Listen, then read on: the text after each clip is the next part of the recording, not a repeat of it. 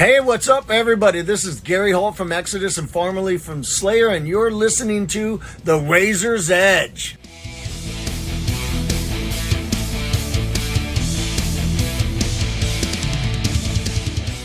You're listening to The Razor's Edge.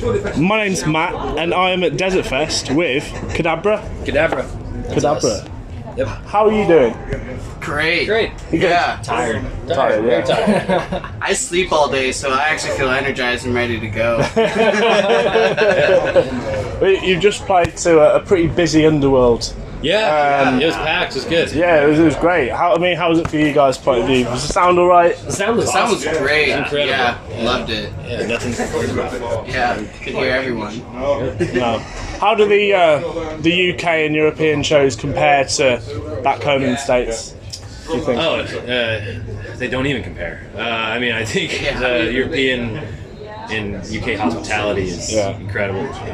It's not, I mean, it exists in the US, but it's, it's a lot more cozy over here as far as, being treated very well, by everybody. Not necessarily just the venues, but like the fans and people over here too. So it's very kind humans. That is a great endorsement for playing in the UK. Brilliant. Okay. Yeah.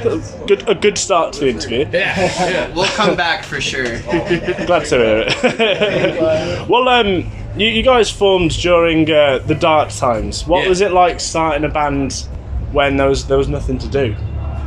I mean, it filled our time. Well, I mean,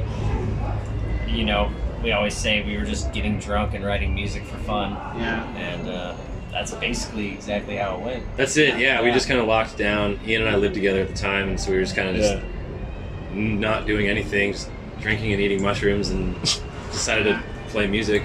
Start another band in the basement, and then we wrote it and decided to recruit Chase and found him. And Definitely gave us time to like Garrett and Ian been best friends for a while, and like Garrett said, he recruited me, both of them, which is the best thing ever. Thank you guys, love you. And so I guess not playing shows or can't play shows for a while kind of gave us time for me to be just as much best friends with these guys too, and just chill and vibe and write some music. that sounds good. It was a lot of time. I mean, we were able to write the album, record the album, somehow get the fucking album signed. And then our first show out of the pandemic was our album release with, everything pressed and ready to go. And we were able to just hype it up quite a bit before the first show started happening again. So I think our first show was our album release, and it sold out, which was cool. It was very nice. Yeah. So it's unreal. The town accepted it very well. That's good to hear. Yeah. Well, fast forward to 2024, you've got Ultra and Umbra out on Heavy Psych Sounds. Is the focus now on getting Umbra out into the world and the stratosphere, or are you already thinking about the third record? We're already thinking of the third record. I mean, we started writing. I mean, we write all the time, but I think Umbra's doing okay for itself. I mean, we don't expect anything to come from anything that we do ever, so it's already out there, and if people want to keep listening to it and pushing it harder, that's cool. Yeah. In the meantime, we're just gonna write the third album.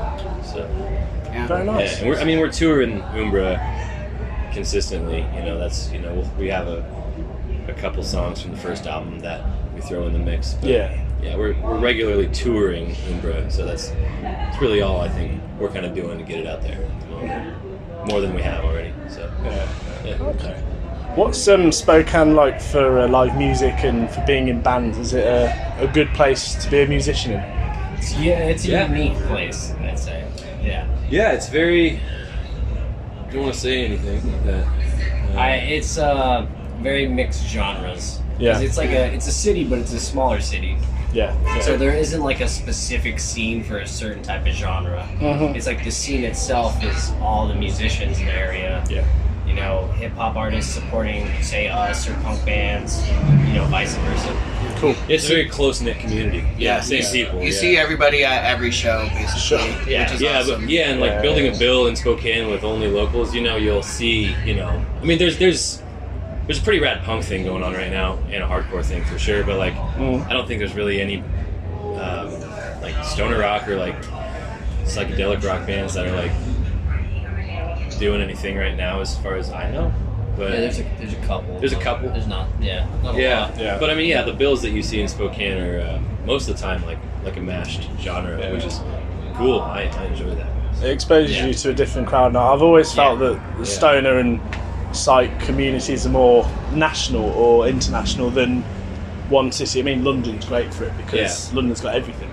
London's London's giant. Yeah. compared to Spokane. Been here for like 2 hours. This place is rad and huge. Yeah. It's sweet. Have you been to the market yet? No, this is about as far as we've made it. It's about as far away from the venue as we've made it at the moment. Fair. We got here late, loaded in, had a beer and a shit, and then played a show. And here we are. So Now you got a few hours to kill. yeah, we got some time. Yeah, Exactly. Well, they've got like every food you could ask for nice. in the market stores, so you can have anything. I'm so hungry. That sounds so good.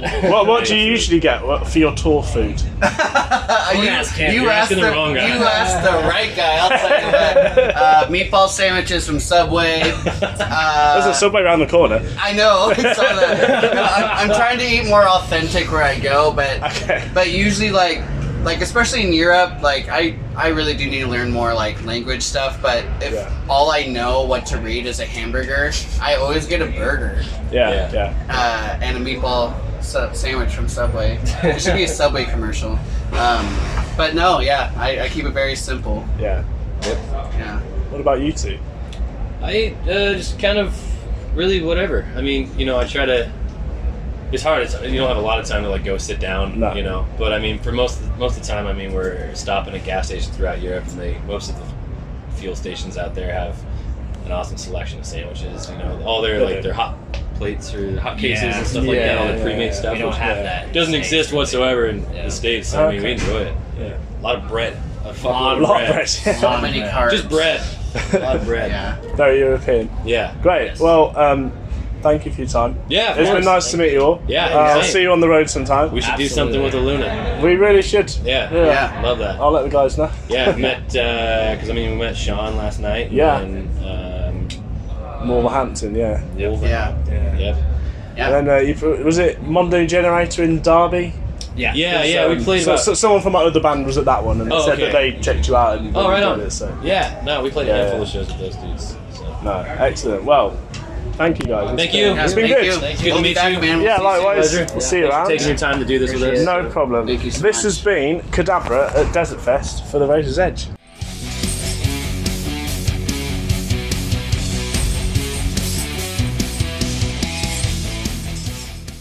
Thanks for listening.